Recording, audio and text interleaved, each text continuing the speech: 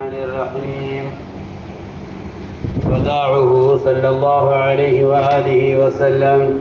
وأخرج البزار عبد الله بن مسعود رضي الله عنه قال: نعي إلينا حبيبنا ونبينا بأبي هو ونفسي له الفداء قبل موته ب6، فلما دنا الفراق جمعنا في بيت أمنا عائشة رضي الله عنها، فنظر إلينا فدمعت عيناه، ثم قال: مرحبا بكم وحياكم الله وحفظكم الله، آواكم الله ونصركم الله، رفعكم الله، هداكم الله، رزقكم الله، وفقكم الله، سلمكم الله، قبلكم الله.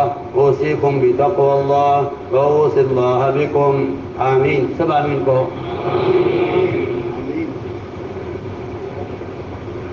وأستخلفه عليكم إني لكم نذير مبين ألا تعلوا على الله في عباده وبلاده، فإن الله قال لي ولكم: تلك الدار الآخرة نجعلها للذين لا يريدون علوا في الأرض ولا فسادا، والعاقبة للمتقين. وقال: أليس في جهنم مثوى للمتكبرين؟ ثم قال: قد دنا الأجل والمنقلب إلى الله وإلى سدرة المنتهى وإلى جنة المأوى والكأس الأوفى والرفيق الأعلى. أحسبه. قال: فقلنا: يا رسول الله فمن يغسلك إذن؟ قال: رجال أهل بيتي الأدنى فالأدنى. قلنا: ففيما نكفنك؟ قال: في ثيابي هذه إن شئتم، أو في حلة يمنية، أو في رياض مصر. قال: فقلنا: فمن يصلي عليك منا؟ فبكينا وبكى. وقال: مهلا غفر الله لكم وجازاكم عن نبيكم خيرا إذا غسلتموني ووضعتموني على سريري في بيتي هذا على شفير قبري، فأخرجوا عني ساعة، فإن أول من يصلي علي خليلي وجليسي جبريل عليه السلام، ثم ميكائيل، ثم إسرافيل، ثم ملك الموت مع جنوده، ثم الملائكة صلى الله عليهم بأجمعها.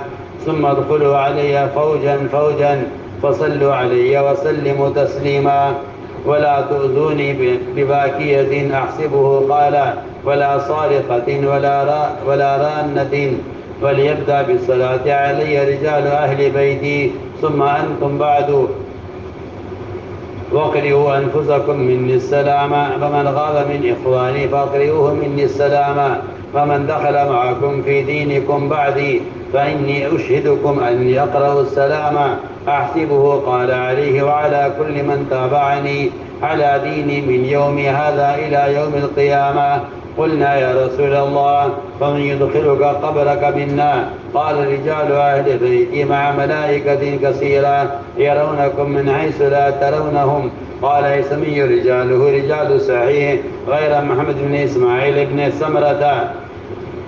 سمرة الأحمسي، وهو ثقة، ورواه الطبراني في الأوسط بنحوه، إلا أنه قال قبل موته بشهر، وذكر في إسناده ضعفاء منهم أشهر بن طابق. قال الأزدي: لا يصح حديثه. انتهى. وأخرج أبو نعيم في الحلية عند مسعود بنحوه مطولا بفرق يسير، ثم قال: هذا حديث غريب من حديث مرة عن عبد الله لم يروي متصل الإسناد إلا عبد الملك بن عبد الرحمن وابن الأصبهاني وأخذ بن سعد عن ابن مسعود بنحوه مطولا، وفي إسناده الواقدي.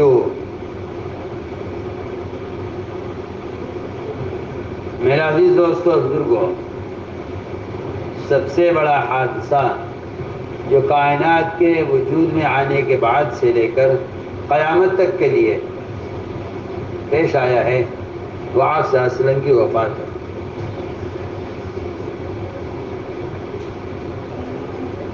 وہ آپ کی وفات ہے جو دنیا کے قائم ہونے سے لے کر قیامت کے قائم ہونے تک سب سے بڑا حادثہ آپ کی وفات ہے۔ صحابہ فرماتے ہیں کہ آپ کی وفات کا غم ایسا تھا ہم پر کہ اس کے بعد کے دنیا کے سارے مصائب اور سارے غموم اور دنیا کے سارے مسائل ہمارے لیے اور ساری تکلیفیں آسان ہو گئی۔ کہ سب سے بڑا حادثہ آپ صلی اللہ علیہ وسلم کا اپنی امت سے رخصت ہونا تھا۔ آپ کو امت سے محبت تھی اور امت کو آپ سے محبت تھی، اس لیے لیکن حضرت فرماتے تھے کہ اس سے بڑا حادثہ یہ ہے، اس سے بڑا حادثہ یہ ہے کہ یہ امت آپ کے بعد آپ کے طریقوں کو بھلا دے، یہ آپ کی وفات سے بھی بڑا حادثہ ہے۔ اس لیے کہ آپ کی وفات تو ایک دن ہونی ہے، لیکن اس کام کے لیے آپ نے جان دی ہے، اس کام کے لیے آپ نے محنت کی ہے، اس دین کو مٹتا ہوا دیکھ کر مسلمان غافل رہے، یہ اس سے بڑا حادثہ ہے۔ صحابہ کرام حضور اکرم صلی اللہ علیہ وسلم سے اس لیے محبت کرتے تھے کہ انہیں یقین تھا اس بات کا کہ اگر ہم آپ کی اتباع نہ کرتے تو ہم جہنمی ہوتے، اس لیے وہ آپ صلی اللہ علیہ وسلم کو اپنا سب سے بڑا محسن یقین کرتے تھے، اور صحابہ کے لیے اس سے زیادہ بڑا کوئی حادثہ نہیں تھا۔ اس لیے آپ صلی اللہ علیہ وسلم نے امت سے محبت کی وجہ سے بعض ایسی روایتیں بیان کی ہیں جس سے بعض والوں کو تسلی ہو جاتی ہے۔ آپ نے فرمایا کہ جو شخص مجھے دیکھ کر ان پر ایمان لایا، اس کے لیے ایک مرتبہ خوشخبری ہے، اور جو دنیا میں میرے جانے کے بعد دنیا سے ان پر ایمان لایا، اس کے لیے 7 مرتبہ خوشخبری ہے۔ اس لیے کہ جو نا آپ کو نہیں دیکھ سکے اور امت کا وہ طبقہ جو آپ کی صحبت سے فائدہ نہیں اٹھا سکا، امت کا وہ طبقہ جس نے آپ کو نہیں دیکھا، آپ صلی اللہ علیہ وسلم نے ان کے لیے ایسی باتیں فرما دی ہیں کہ جس سے امت کے بعد والے پچھلوں کے اگر برابر نہیں ہیں تو بہت پیچھے بھی نہیں ہیں،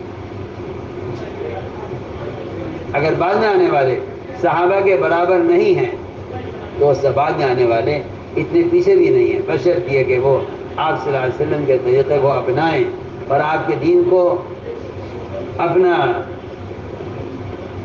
مقصد زندگی بنائیں، تو ایسے لوگوں کا حشر صحابہ کے ساتھ ہو جائے گا۔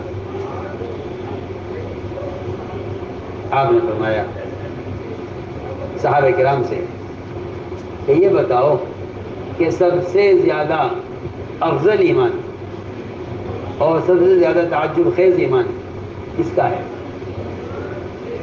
صحابہ نے عرض کیا کہ سب سے زیادہ تعجب خیز ایمان اور افضل ایمان اور جن کا ایمان لانا کمال ہے وہ تو فرشتے ہو سکتے ہیں،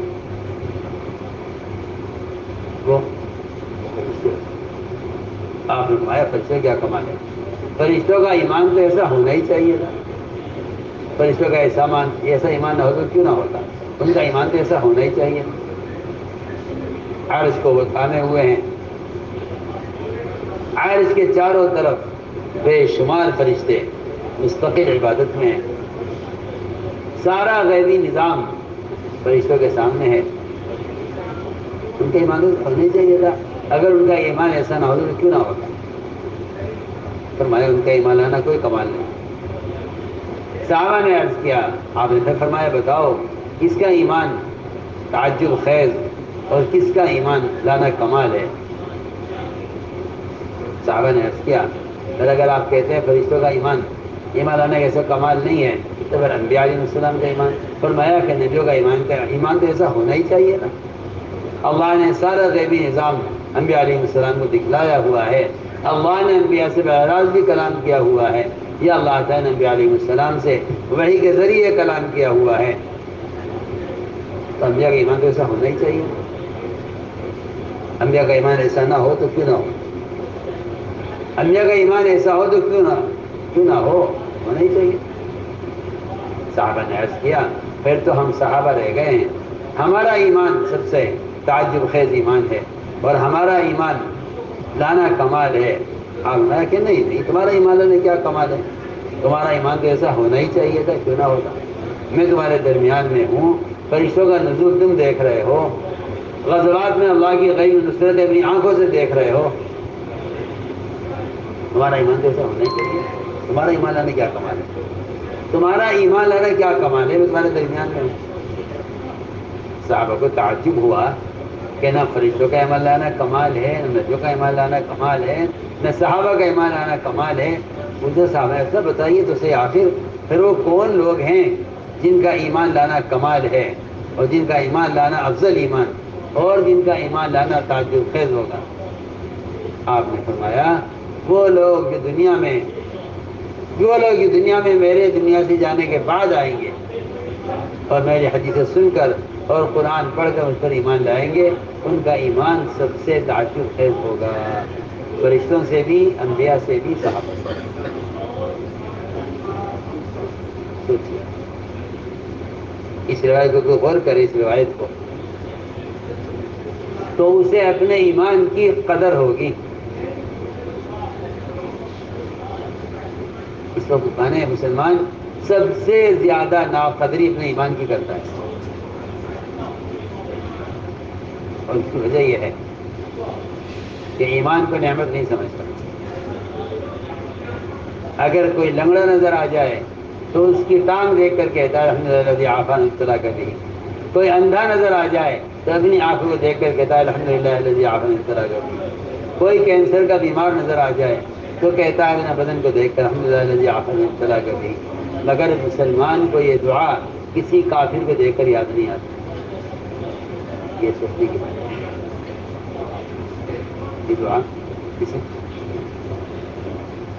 یہ دعا کسی کافر کو دیکھ کر کسی مسلمان کو یہ دعا یاد نہیں آتی۔ الحمدللہ الذی عافانی ابتلا کر دی۔ اس لیے کیا سمجھتے ہیں بس جسمانی صحت نعمت ہے، فقیر کو دیکھتے ہیں تو دعا پڑھتے ہیں، بیمار کو دیکھتے ہیں دعا پڑھتے ہیں، اندھے کو دیکھتے ہیں تو یہ دعا پڑھتے ہیں، لنگڑے کو دیکھتے ہیں دعا پڑھتے ہیں۔ حالانکہ میں کہتا ہوں کہ اس ملک میں مسلمان جتنے کافروں کو دیکھتا ہے، اس کو چاہیے سب سے پہلے اپنی نعمت اسلام پر اللہ کا شکر ادا کرے۔ الحمدللہ الذی عافانی ابتلا کر دی۔ اللہ کا شکر ہے کہ اس نے ہمیں ایمان دے کر نوازا ہے، اور کافر کو یہ نعمت اللہ نے نہیں دی ہے، اللہ کا ہم پر احسان ہے۔ تو میں نے عرض کیا کہ یہ ہے کہ آپ صلی اللہ علیہ وسلم نے بعد والوں کے لیے ایسی فضیلتیں اور بعد والوں کے لیے ایسی کرامتیں چھوڑی ہیں کہ اگر صحابہ کے بعد کوئی صحابہ کے برابر بے شک نہیں ہو سکتا کوئی صحابہ کے برابر، لیکن اس امت کی فضیلت اور اس امت کی خصوصیات میں سے وہی ہے کہ پھر یہ امت پچھلی امتوں سے افضل ہے، اور اگر صحابہ کے برابر نہیں تو بہت دور بھی نہیں ہے، یہ علماء نے لکھا ہے۔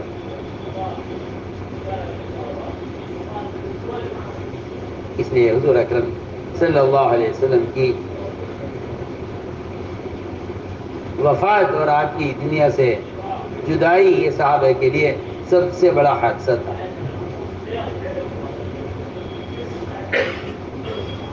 عبداللہ بن مسعود فرماتے ہیں رضی اللہ تعالیٰ عنہ کہ ہمیں ہمارے حبیب اور ہمارے نبی صلی اللہ علیہ وسلم میری جان میرے ماں باپ آپ پر قربان ہوں، آپ کی موت کا کہ ہمیں اطلاع مل گئی تھی 6 دن پہلے، جب آپ کی موت کا وقت قریب آیا تو آپ صلی اللہ علیہ وسلم نے ہمیں ہماری اماں عائشہ رضی اللہ عنہ کے گھر میں ہمیں جمع کیا۔ آپ نے ہمیں نظر بھر کر دیکھا اور آپ کی آنکھوں میں آنسو آ گئے۔ آپ دیکھ رہے تھے کہ آپ امت سے جدا ہو رہے ہیں۔ پھر آپ نے فرمایا صحابہ کو یہ دعائیں دی، اس سے میں نے آپ سے کہا تھا کہ آمین کہو۔ پھر آپ نے دعائیں دینی شروع کی۔ آپ نے فرمایا مرحبا بکم، صحابہ سے فرمایا آپ نے مرحبا بکم کہ خوش آمدید ہو تمہیں۔ اور پھر آپ نے فرمایا صحابہ سے اللہ تمہیں زندگی بخشے، اللہ تمہاری حفاظت کرے، اللہ تمہیں ٹھکانہ دے، اللہ تمہاری غیبی نصرت کرے، اللہ تمہارے درجے بلند کرے، اللہ تمہیں ہدایت دے، اللہ تمہیں رزق دے، اللہ تمہیں عمل خیر کی توفیق دے، اللہ تمہیں سلامت رکھے، اللہ تمہارے اعمال کو قبول کرے۔ میں تم کو وصیت کرتا ہوں اللہ سے ڈرتے رہنے کی، اور میں اللہ سے دعا کرتا ہوں کہ اللہ تعالیٰ تم پر رحم فرمائے اور تمہارے ساتھ خیر کا معاملہ کرے۔ اور فرمایا کہ میں اللہ کو تم پر اپنے بعد خلیفہ بناتا ہوں، اور میں تمہارے لیے ایک کھل کر ڈرانے والا ہوں۔ دیکھو اللہ تعالیٰ کی زمین میں اللہ کے بندوں پر کبر اور تکبر اختیار نہ کرنا۔ اس لیے اللہ نے مجھ سے بھی فرمایا، تم سے بھی فرمایا کہ یہ آخرت اور یہ جنت اس شخص کے لیے ہے۔ ہم ان کے لیے کرتے ہیں جو دنیا میں تکبر اور بڑائی اختیار نہیں کرتے اور دنیا میں فساد مچاتے نہیں پھرتے۔ اور فرمایا کہ انجام تو نیک لوگوں کے لیے ہے۔ اور فرمایا کیا جہنم یہ متکبرین کا ٹھکانہ نہیں ہے؟ پھر فرمایا کہ میری موت کا وقت قریب آ گیا ہے اور اللہ رب العزت کی طرف پلٹ کر جانے کا وقت قریب آ گیا ہے، اور سدرت منتہا جہاں تمام ملائک کی دوڑ کی انتہا ہو جاتی ہے، اور جنت الماوا اور لبریز پیالے اور رفیق الاعلیٰ، یعنی اللہ تعالیٰ سے ملاقات کا وقت قریب آ گیا ہے۔ فرماتے ہیں راوی کہ ہم نے عرض کیا رسول اللہ یہ تو بتائیے کہ ہم میں سے آپ کو غسل کون دے گا؟ آپ نے فرمایا کہ میرے گھر والے، میرے اہل خاندان مجھے غسل دیں، میرے خاندان کے مرد مجھے غسل دیں۔ مرد کی تاکید اس لیے فرمائی تاکہ صرف مرد غسل دیں، اور اس کے بعد ان سے ان کے بعد والے، اور پھر ان کے بعد والے، پھر ان کے بعد والے۔ ہم نے عرض کیا کہ ہم آپ کو کفن کس چیز میں دیں، کس کپڑے میں دیں؟ آپ نے فرمایا اگر تم چاہو تو جن کپڑوں میری وفات ہو رہی ہے مجھے انہی کپڑوں میں کفن دے دو، یا یمنی حلے میں، یا مصر کے سفید کپڑے میں۔ ہم نے عرض کیا کہ آپ پر ہم پہ نماز کون پڑھے گا؟ یہ کہہ کہ ہم روئے، آپ بھی روئے۔ فرمایا اچھے رہو، فرمایا اچھے رہو، میں تمہیں بتلاتا ہوں اللہ تمہارے گناہوں کو معاف کرے، اور اللہ تعالیٰ تمہیں تمہارے نبی کی طرف سے بہتر بدلہ عطا فرمائے۔ جب تم مجھے غسل دے کر فارغ ہو جاؤ تو تم مجھے چارپائی پر رکھ دینا، میرے گھر میں میری قبر کے کنارے کے بالکل قریب، اور تم سب میرے کمرے سے کچھ دیر کے لیے باہر نکل جانا، اس لیے کہ سب سے پہلے نماز پڑھیں گے مجھ پر وہ میرے دوست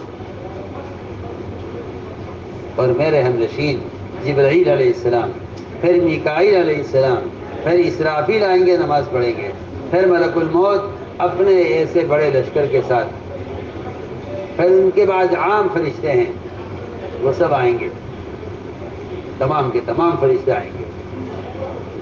پھر فرمایا کہ ان کے بعد پھر تم جماعت جماعت بن کر اندر داخل ہونا اور ان پر درود السلام پڑھنا، اور دیکھو مجھے اذیت نہ پہنچانا کسی رونے والی عورت سے، یا مجھے اذیت نہ پہنچانا کہ کوئی چیخنے والی اور نوحہ کرنے والی اور آواز بلند کر رونے والی سے مجھے اذیت نہ دینا۔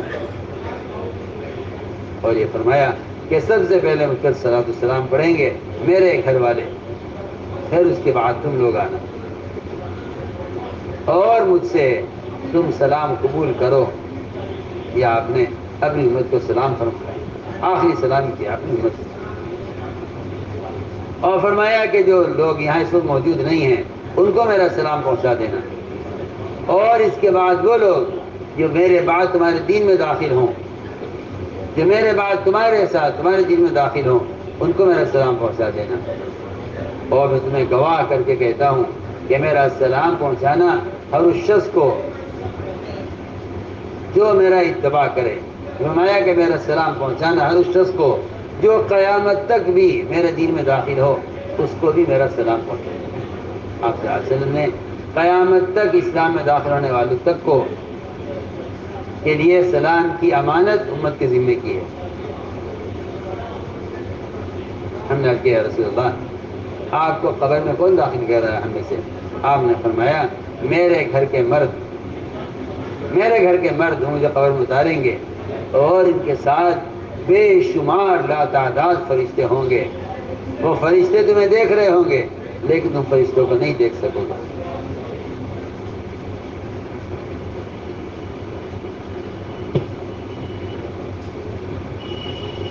اللهم صل على سيدنا مولانا محمد وعلى آل سيدنا مولانا محمد كما صليت على إبراهيم وعلى آل إبراهيم إنك حميد مجيد.